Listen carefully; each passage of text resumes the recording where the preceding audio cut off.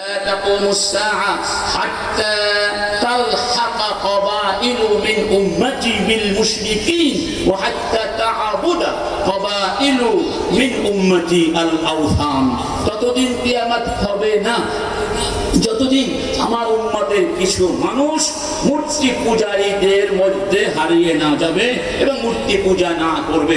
আপনারা সবাই সাক্ষী, এই জমিনে মূর্তি পূজা এবং হিন্দুত্ববাদকে প্রতিষ্ঠিত করবার বহু ষড়যন্ত্র করা হয়েছিল, ঠিক না ঠিক?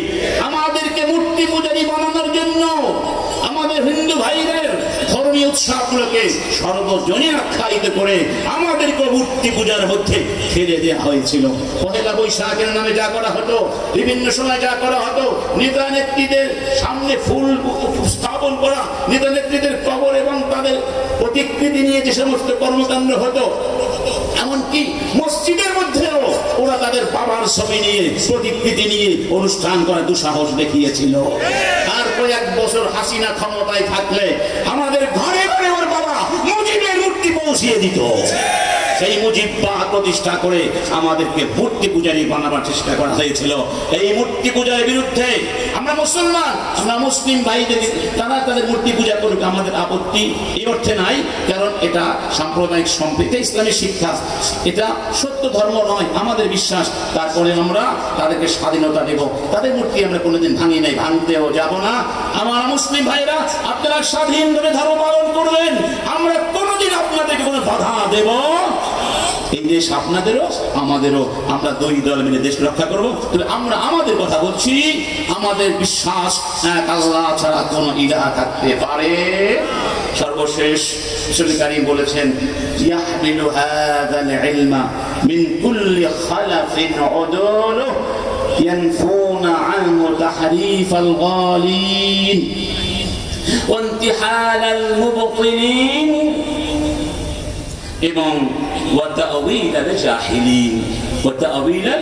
জাহিলিন। এই ধর্ম ইসলামের ইলম কিয়ামত পর্যন্ত আল্লাহ পাক অক্ষয় অব্যয় হেফাজত করে রাখবেন। এক প্রজন্ম চলে যাবে, আর এক প্রজন্ম আসবে, পরবর্তী প্রজন্মের উলামায়ে কেরাম ইসলামের ইলমকে রক্ষা করবেন। ইসলাম নিয়ে যারা বিদ্রুপ করবে, ব্যঙ্গ করবে, অপব্যাখ্যা দেবে, নানা ধরনের সীমা লঙ্ঘন করবে, উলামায়ে কেরাম তাদের মুখোশ উন্মোচন করে দেবেন, ইসলামের সত্যিকার শিক্ষাগুলো মানুষের সামনে তুলে ধরবেন। উলামায়ে কেরাম হচ্ছেন মাসালুল উলামা কামাসালিন নুজুমি ফিস সামা, আকাশের তারকার মতো। তারকা কি করে?